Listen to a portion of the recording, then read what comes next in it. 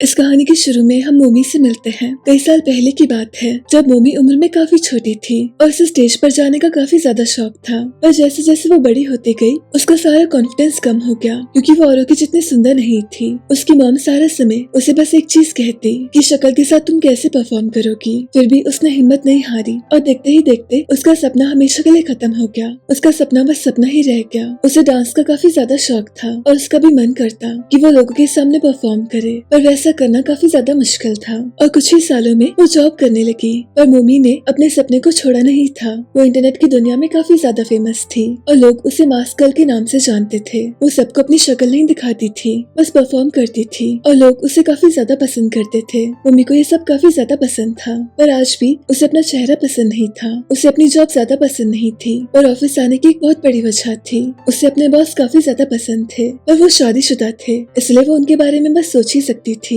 उसने उनसे कभी बात नहीं की। वो हमेशा सोचती रहती कि वो कितने ज्यादा परफेक्ट हैं। वो ऑफिस में सारे समय बस उन्हें देखा करती। उसे ऐसा लगता था कि अगर उसकी शक्ल कुछ और होती तो शायद सिचुएशन कुछ और होती। उसे अपने चेहरे की सर्जरी करवानी थी और इसके बारे में वो काफी समय से प्लान कर रही थी। अब असल जिंदगी में उसके ज्यादा फ्रेंड्स नहीं थे, उसके पास बस अपने फैंस थे। उसका एक ही सपना था कि उसके बॉस उसे एक अच्छी नजर से देखें, पर वैसा काफी ज्यादा मुश्किल था। उसे बस एक मौके की तलाश थी। इसी बीच ये सब डिनर कर रहे थे और मोमी का एक कलीग मास्क गर्ल की बातें करता है। वो कहता है इंटरनेट पर ये काफी ज्यादा फेमस है और वो भी उसका काफी बड़ा फैन था। और ये सब सुनकर मोमी को कुछ देर के लिए समझ ही नहीं आता कि वो कैसे रिएक्ट करे। इसी बीच उसके बॉस वापस जा रहे थे और उसे एक मौका मिलता है उनके साथ टैक्सी शेयर करने का। इसी बीच वो उनकी बातें सुनती है। उसे रियलाइज होता है कि वो किसी और से मिलने जा रहे हैं, तो वो ये सारी चीजें अपने फैंस के साथ डिस्कस करती है। वो उन सबको बताती है कि उसे अपने बॉस काफी ज्यादा पसंद है और उसके फैंस इस बारे में काफी ज्यादा डिस्कशन करते हैं। उसके फैंस बस एक बार उसका चेहरा देखना चाहते थे।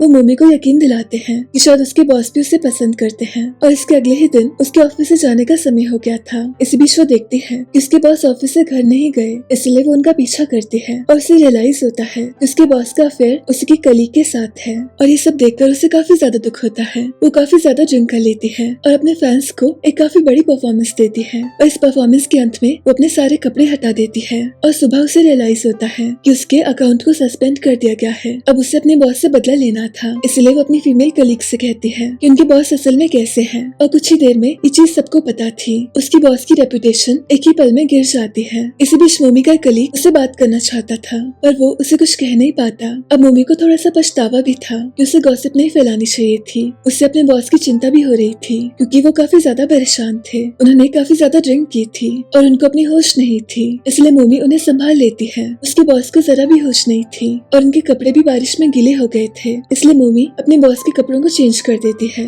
और रात में वहीं पर सो जाती है। बस सुबह उसके बॉस को होश आता है और उन्हें ऐसा लगता है कि वो सारी रात मोमी के साथ थे। अब मोमी जब ऑफिस जाती है उसे पता चलता है उसके बॉस ने हमेशा के लिए जॉब छोड़ दी और इससे बड़ी समस्या उसके ईमेल में थी। उसे किसी ने मेल किया था और उसे कहा गया था कि वो जानते हैं कि मोमी ही मास्क गर्ल है। अब मोमी काफी ज्यादा सोचती है कि आखिर ये किसको पता होगा, आखिर उसे कौन ब्लैकमेल कर रहा है। अब ये सब काफी ज्यादा मुश्किल था, ऊपर से उसका अकाउंट भी सस्पेंड हो गया था। इसी बीच उसे किसका मैसेज आता है। ये शख्स उसे कहता है कि वो उसका बहुत बड़ा फैन है और उसे काफी ज्यादा दुख है कि मोमी का अकाउंट सस्पेंड हो गया है। मोमी उससे बातें करने लगती है। इसी बीच हम देखते हैं ये शख्स असल में कौन है। इस शख्स का नाम था ओनाम। ओनाम बचपन से काफी ज्यादा शांत था। सारे बच्चे उसे काफी परेशान करते। वो पढ़ाई में ठीक था, इसलिए उसे आराम से जॉब मिल गई और उसकी जिंदगी में किसी के साथ की कमी थी। उसकी जिंदगी में सिर्फ एक ही इंसान था और वो उसकी मॉम थी। वो समय समय पर उसे कॉल करती रहती। उन्हें उसकी काफी ज्यादा चिंता होती थी और ओनाम की जिंदगी में कोई था जो उसे काफी ज्यादा पसंद था। उसके ऑफिस में मोमी काम करती थी और उसे वो अच्छी लगती थी।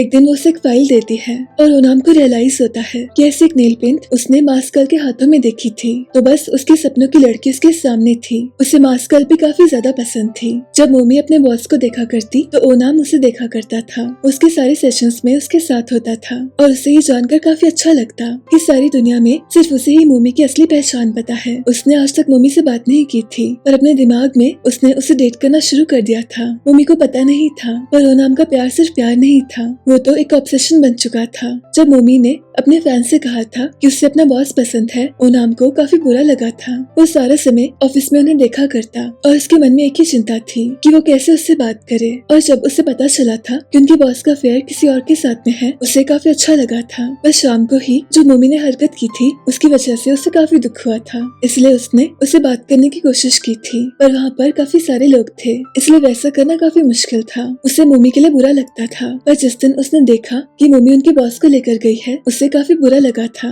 इसलिए ओनाम ने उसे मेल किया था। उसने उसे ब्लैकमेल करना शुरू कर दिया था, बिना ये सोचे कि मोमी पर क्या गुजरेगी। और आज वो उससे बातें कर रहा था। मोमी कुछ देर उससे बातें करती है और कुछ ही देर में वो चैट को क्लोज कर देती है। वो डिसाइड करती है कि वो जाकर अपने एक फैन से मिलेगी। उसका ये फैन देखना चाहता था कि मास्कल असल में कैसी दिखती है। मोमी ने उसके सामने मास्क पहना था। उसका फैन काफी इंसिस्ट करता है कि वो मास्क को हटा दे। अब मोमी को देखकर उसे काफी शौक लगता है, पर फिर भी वो उसे कहता है कि उसकी सुंदरता बाकियों से काफी अलग है। और मोमी को पहली बार किसी ने सुंदर कहा था, उससे काफी इम्प्रेस हो जाती है और कुछ देर उससे काफी सारी बातें करती है। उसकी काफी ज्यादा तारीफ करता है। इसी बीच वो वॉशरूम गई थी और उसका फैन बाकी सारे फैंस के साथ एक चैट कर रहा था। वो सबको बताता है कि वो इस समय मास्कल के साथ है और वो कुछ ही देर में उसका चेहरा सबको रिवील कर देगा। अब इस चैट को ओनाम देख लेता है, इसलिए वो मोमी को कॉल करता है, पर मोमी उसके कॉल को रिसीव नहीं करती क्योंकि ओनाम उसके लिए बस ऑफिस का कलीग था। अब ये फैन मोमी को अपने साथ होटल ले जाना चाहता था और मोमी उसे मना करती रहती है, पर वो फैन उसकी एक नहीं सुनता।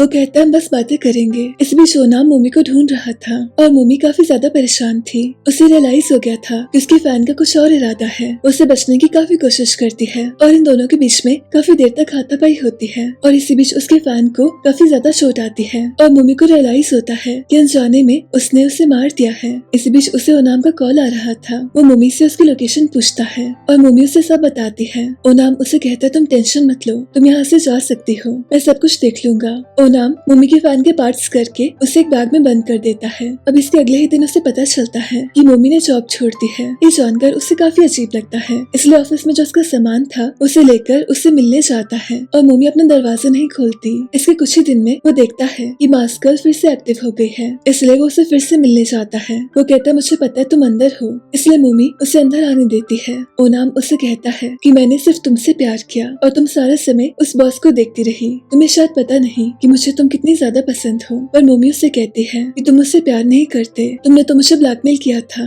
मोमी काफी ज्यादा दुखी थी और ओनाम मोमी पर काफी ज्यादा गुस्सा था। उसे ऐसा लगता था कि मोमी पर सिर्फ उसका हक है और वो उसके साथ जोर जबरदस्ती करता है। इस बीच उसे रियलाइज होता है कि मोमी ने अपने चेहरे की सर्जरी करवा ली है और कुछ ही देर में मोमी उसे मार देती है। अब उसके हिसाब से ओनाम की स्टोरी हमेशा के लिए फिनिश हो गई थी, पर ऐसा कुछ नहीं था।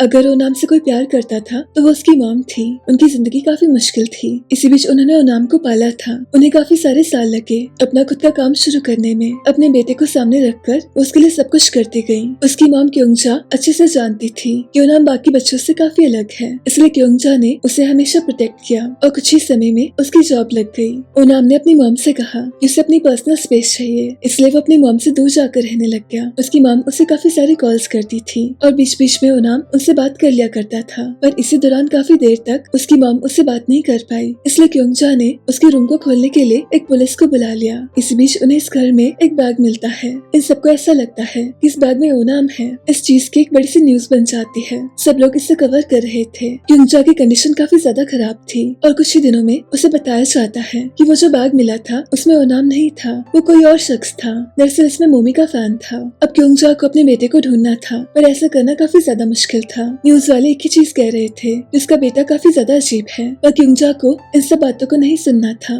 इसलिए वो डिसाइड करती है कि वो खुद से सब कुछ करेगी। तो जैसे तैसे वो अपने बेटे के कंप्यूटर को एक्सेस करती है। उसे कंप्यूटर्स का कोई नॉलेज नहीं था, इसलिए वो क्लासेस लेती है और कुछ ही समय में उसे वो चलाना आ जाता है। अब उसे पता चलता है कि उसका बेटा मास्कल का फैन था और ऑनलाइन कम्युनिटी में एक डिस्कशन हो रही थी कि मोमी असल में मास्कल है, पर काफी समय से मोमी गायब थी, उसे किसी ने कहीं नहीं देखा था। इस बीच फैंस के बीच में बातें होती हैं कि कुछ ही दूर एक शहर में एक लड़की डांस कर रही थी और वो मास्कल की तरह डांस कर रही थी। तो फैंस को शक हो गया था कि कहीं वो मास्कल तो नहीं। इस बीच क्योंगजा को पता चलता है कि उसके बेटे की मौत हो गई। उसे काफी ज्यादा दुख होता है। उसे बस मास्कल से बदला लेना था। उसे इतना तो पता ही चल गया था कि मोमी ही मास्कल है, इसलिए वो उसकी मॉम के पास जाती है। पर उसकी मॉम उससे कोई बात नहीं करना चाहती थी। वो मोमी के घर के बाहर काफी ज्यादा ड्रामा क्रिएट करती है, इसलिए पुलिस उसे उसे पकड़ लेती है। अब एक चीज उसे समझ आ गई थी, इस मामले में कोई उसकी मदद नहीं करेगा, इसलिए वो अपनी खोज को जारी रखती है। वो शहर में जाती है जहाँ फ्रांस ने उस लड़की को देखा था।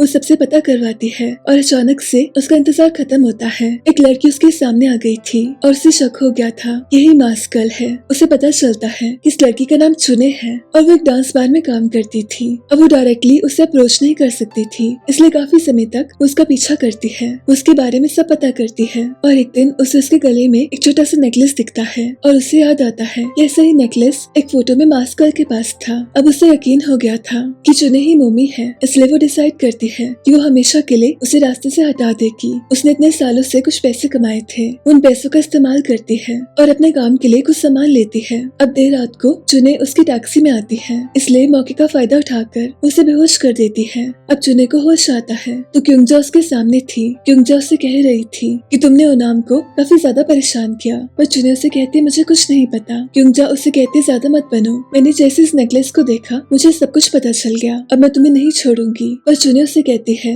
ये नेकलेस मेरा नहीं है, दरअसल एक लड़की का है और इस लड़की से मैं बहुत ज्यादा नफरत करती हूँ। आप जिसे ढूंढ रही हो वो दरअसल मैं नहीं हूँ, वो तो कोई और है और इसे पकड़ने में मैं आपकी मदद करूंगी क्योंकि मुझे वो लड़की बिल्कुल पसंद नहीं। चुने बचपन से ही काफी ज्यादा शांत थी और बचपन में उसे एक लड़का काफी ज्यादा पसंद था। बुयोंग अपनी क्लास में काफी ज्यादा फेमस था और चुने कभी उससे बात नहीं कर पाई। इसी भी शाम को वो अपना काम कर रही थी और तभी बुयोंग उसके पास आता है। उसे अल्कोहल लेनी थी और चुने उसे मना कर देती है, पर बुयोंग उसे प्यार से बात करता है, इसलिए चुने को उसे अल्कोहल देनी पड़ती है। अब बुयोंग उससे अपनी नजदीकियां बढ़ाता है। चुने को ऐसा लगता था कि शायद बुयोंग को वो अच्छी लगने लगी है, पर असल में ऐसा कुछ नहीं था। उसे बस उससे पैसे चाहिए थे और चुने बिना कुछ सोचे समझे उसे पैसे दिया करती थी। उसे जब भी पैसों की जरूरत होती वो चुने के पास जाता, इसके अलावा वो उससे कोई बात नहीं करता था। अब इसके कुछ ही समय में वो काफी फेमस हो जाता है और एक दिन वापस वो अपने शहर आता है। चुने जोर जोर से उसका नाम चिल्लाती है पर वो उसे देखता ही नहीं, इसलिए रात को वो उससे मिलने जाती है। पर इसी बीच वो बुयोंग और उसके दोस्त को बात करता हुआ सुन लेती है। बुयोंग का फ्रेंड उससे पूछ रहा था कि दिन को वो लड़की कौन थी,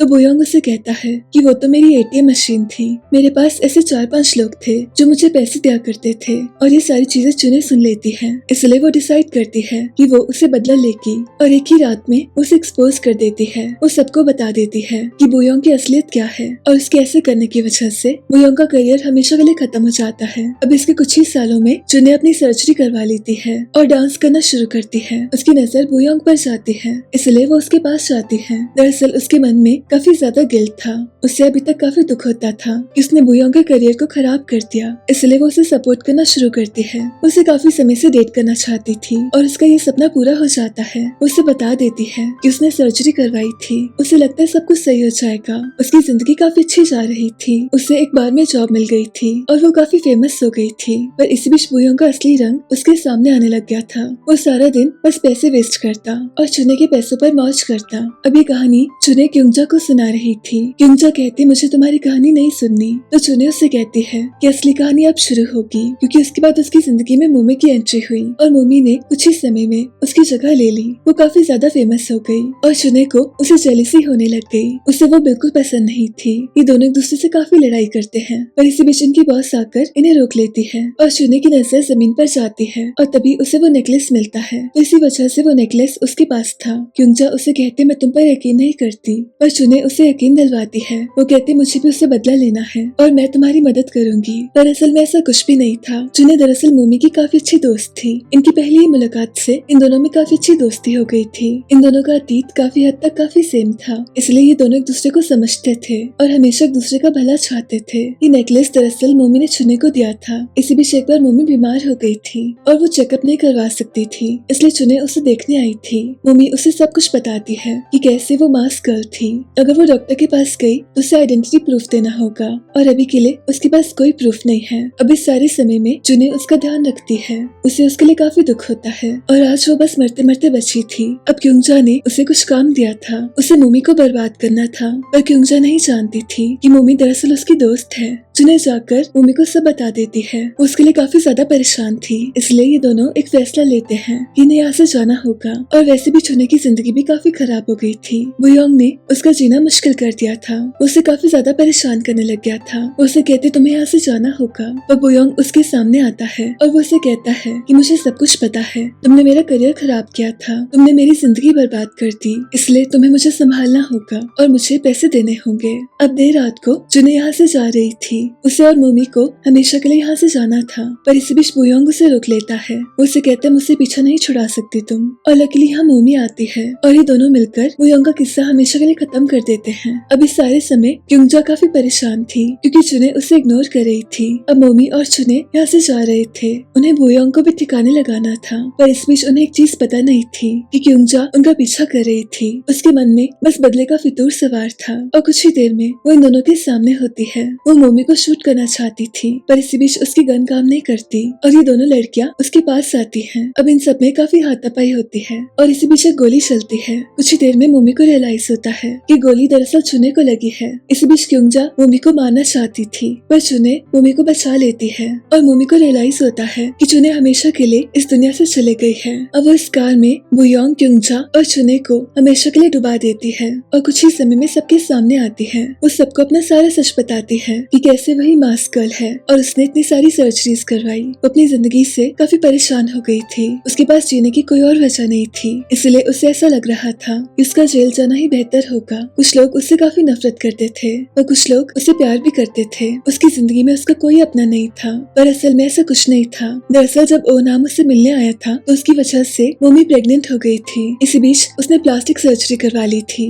और थोड़ा सा बेटर होते ही वो अपनी बेटी को अपनी मॉम को देके चले गई थी, ये सोचकर कि वो अपनी नई जिंदगी शुरू करेगी। पर ऐसा कुछ नहीं हुआ। उसने चुने और अपना सब कुछ खो दिया था और अपनी बेटी के पास जाने का हक वो काफी पहले से खो चुकी थी, इसलिए उसने सरेंडर कर दिया था। उसकी बेटी मीमो अपनी नानी के साथ रहती थी और वो भी अपनी मॉम की जैसे थी। उसकी नानी उसे मेकअप, डांस और ये सब चीजें करने से मना करती थी। मीमो को अपनी नानी का खाना पसंद नहीं था। उसके स्कूल के बाहर एक दादी काम करती थी, उसे बस उनका खाना पसंद था। उसे अपनी नानी से ज्यादा इन दादी पर यकीन था। उसका बचपन काफी नॉर्मल था, पर इसी बीच एक दिन उसके सब फ्रेंड्स को पता चलता है कि वो मास्क गर्ल की बेटी है, इसलिए उसके फ्रेंड्स उससे दूर चले जाते हैं और मीमो को पहली बार पता चलता है कि मास्क गर्ल उसकी मॉम है। इसके बाद से वो उन पर रिसर्च करने लग गई थी और उसकी नानी भी उससे परेशान हो गई थी, इसलिए एक दिन गुस्से में उन्होंने उसे घर से निकाल दिया और काफी बारिश में उसे वापस अंदर लेकर आ गई थी। वो तो बस इतना चाहती थी कि मीमो अपनी मॉम की तरह न बने, पर मीमो की जिंदगी काफी मुश्किल हो गई थी।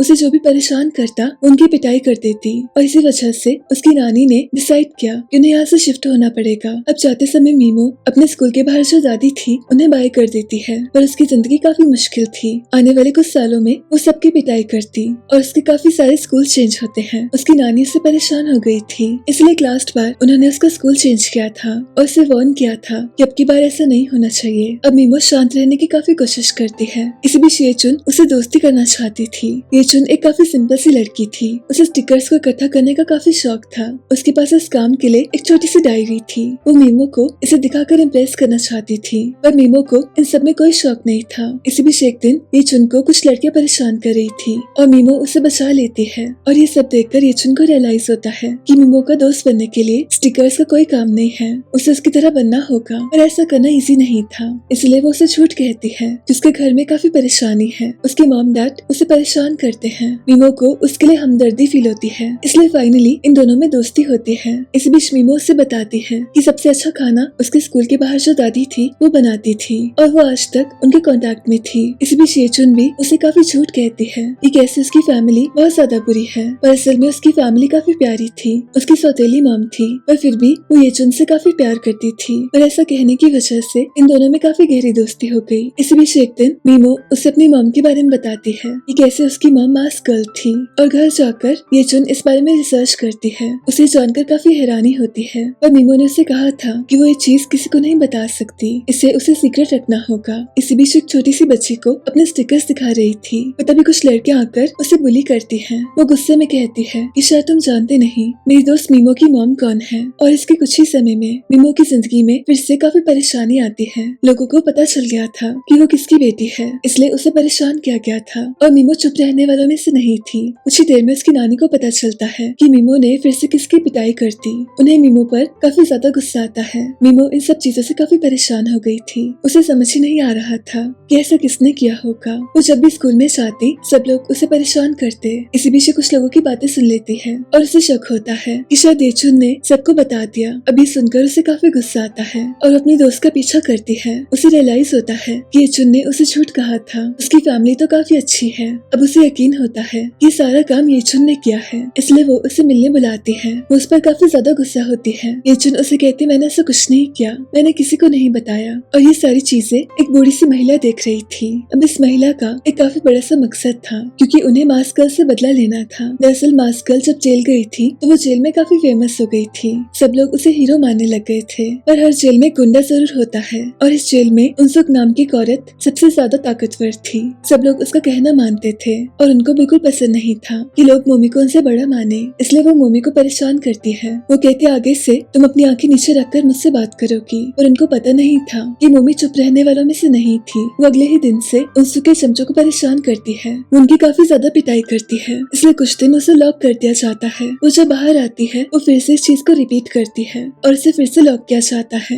ये सिलसिला काफी समय तक चलता रहता है। उनसुक के सारे चमचे उसे काफी ज्यादा डरने लग गए थे और सबको समझ आ गया था कि मोमी को परेशान करना सही फैसला नहीं था। उनसुक भी काफी ज्यादा परेशान हो गई थी। वो वार्डन से कहती है कि मोमी को लॉकअप में डाला जाए, इसलिए 1-2 महीने उसे अंदर रखते हैं। पर जैसे वो बाहर आती है वो फिर से उनसुक के चमचों को परेशान करती है और फाइनली उनसुक को उसे रोकना पड़ता है। वो उससे कहती सब कुछ खत्म करते हैं, इसलिए फाइनली मोमी रुक जाती है। अब जेल का समय काफी ज्यादा मुश्किल था और कुछ ही समय में काफी सारा समय गुजरता है। उसकी उम्र पहले से काफी ज्यादा हो गई थी और मोमी ने इस जिंदगी को अपना लिया था। इसी बीच इनकी वार्डन भी चेंज हो गई थी और इनकी जिंदगी बस जा रही थी। अब ये जो वार्डन थी उसे भगवान पर काफी विश्वास था। वो सबसे एक ही चीज कहती कि भगवान को याद करने से तुम्हारे सारे गुनाह माफ हो जाएंगे। इस बीच मोमी को एक लेटर आता है। इस लेटर में मास्क गर्ल और उसकी बेटी का जिक्र था। उसे रियलाइज होता है कि उसकी फैमिली को खतरा है, इसलिए वो अपनी रूममेट के साथ मिलकर यहाँ से जाने का प्लान बनाती है। और उसके ऐसे करने का कोई फायदा नहीं होता।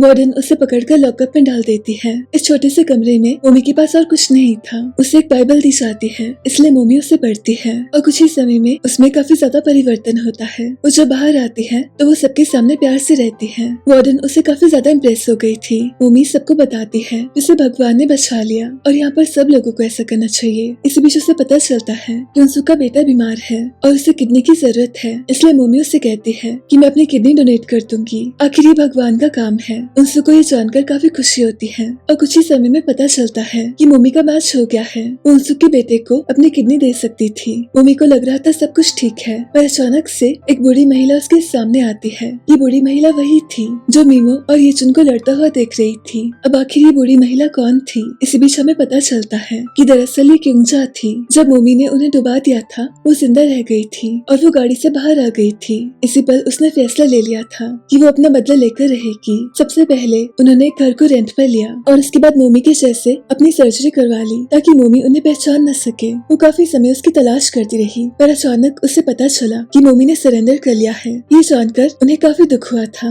इसलिए उन्होंने उसकी बेटी को अपना टारगेट बना दिया। उसके स्कूल के बाहर खाना बेचने लगी और मीमो को उन पर काफी ज्यादा भरोसा हो गया। एक बार वो मीमो की नानी से भी मिली थी। मीमो की नानी को बस ये लगता था कि वो खाना बेचने वाली सिंपल सी औरत है, पर असल में वैसा कुछ नहीं था। उन्होंने सारे बच्चों के पेरेंट्स को बता दिया कि मीमो मास्क गर्ल की बेटी है और इसी वजह से मीमो काफी परेशान रहने लग गई। क्योंजा उसे प्यार का दिखावा करती और उसे ऐसा कहती कि जो भी तुम्हें बुरा कहे उससे बदला ले लो। इसलिए मीमो ने वायलेंस को सीख लिया। जिस दिन येचुन को कुछ लड़कियां बुली कर रही थी वो बताने वाली थी कि मीमो की मॉम कौन है, पर असल में उसने ऐसा कुछ नहीं किया था। उसने किसी को नहीं बताया था। वो तो उसके जाने के बाद क्योंजा ने आकर सबको बता दिया और मीमो परेशान होकर उनके पास आ गई थी और ये सारी कहानी वो आज मोमी को बता रही थी। वो कहती तुम्हारी बेटी मेरे पास है और मैं उसे नहीं छोड़ूंगी। ये सुनकर मोमी को काफी ज्यादा गुस्सा आता है और कुछ भी उसके बस का नहीं था। क्योंजा मीमो के साथ काफी प्यार से रहती और मीमो को ऐसा लगता था कि वही उसकी सारी दुनिया है। अब मोमी को सजा नहीं दे सकते थे क्योंकि वो अपनी किडनी उनसुक के बेटे को देने वाली थी,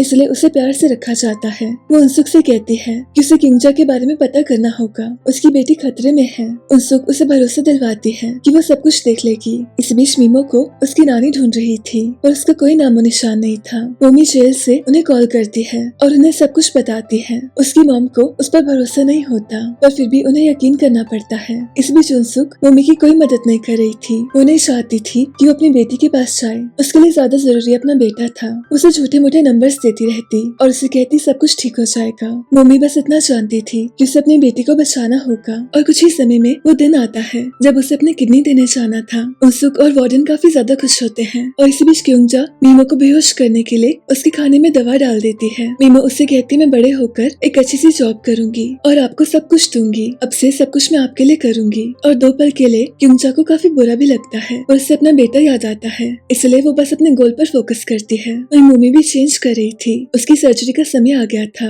और इसी दौरान ये चुन मीमो की नानी के पास जाती है। वो कहते हैं मीमो किसी दादी की बातें करती रहती थी, हो सकता है वो उनके पास गई हो। और तब जाकर उसकी नानी को सब समझ आता है कि उसकी बेटी सही कह रही थी। और इसी दौरान मोमी सबके सामने से भाग जाती है और इस प्रोसेस में उसे काफी चोट भी आती है। वैसे उसने एक्सेप्ट कर लिया था कि सारा समय उसे जेल में रहना होगा, पर अब बात उसकी बेटी पर आ गई थी, इसलिए जैसे तैसे वो जेल से बाहर आ गई थी। इस बीच वो अपनी मॉम को कॉल करती है और उसकी मॉम को समझ आता है इस काम में काफी ज्यादा रिस्क है, इसलिए वो येचुन को यहाँ से जाने के लिए कहती है। उनके पास क्योंजा का ड्रेस भी था, इसलिए मीमो की नानी को जल्दी से उसके पास जाना था। अब क्योंजा का असली रूप देखकर मीमो को काफी ज्यादा शौक लगता है। उसे समझ ही नहीं आता कि आखिर वो ऐसा क्यों कर रही है, इसलिए क्योंजा उसे सब कुछ बताती है कि कैसे उसकी मॉम ने उनके बेटे को मार दिया था। इस बीच मोमी की गाड़ी रुक जाती है, इसलिए उसे लिफ्ट लेनी पड़ती है। पर अचानक से एक न्यूज आती है कि मास्क गर्ल जेल से फरार हो गई है। अब ये सुनकर मोमी गाड़ी को रुकवा देती है और इस औरत को शक होता है कि शायद यही मास्क गर्ल थी,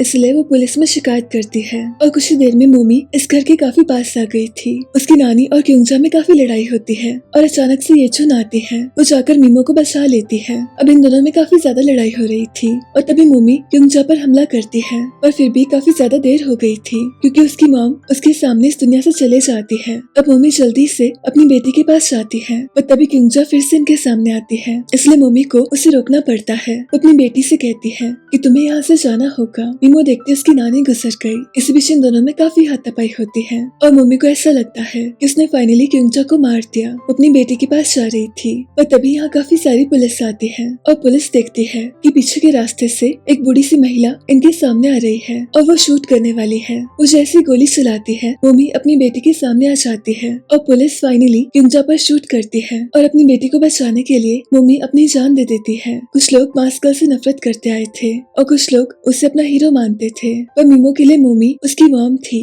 और उन्होंने उसकी जान भी बचाई थी, इसलिए वो उसकी हीरो बन गई थी। येचुन के मॉम डैड ने उसे अडॉप्ट कर लिया था और मोमी का कुछ सामान उसके पास आ गया था। मीमो जानती थी कि उसकी मॉम को बस परफॉर्म करना था। उसे इस बात का पछतावा था कि वो अपनी मॉम को जान नहीं पाई। उसे उस छोटी बच्ची के लिए दुख होता है जिसने परफॉर्म करने का सपना देखा था, पर ये सपना अब हमेशा के लिए खत्म हो चुका था और उसे ये कहानी हमेशा याद रहने वाली थी। उसकी मॉम बस उसे सेफ रखना चाहती थी और आज मीमो के पास एक फैमिली थी और उसके सामने उसकी पूरी जिंदगी पड़ी थी। और इसी के साथ इस कहानी का अंत होता है। मेरी आपसे फिर से मुलाकात होगी एक और नई कहानी के साथ।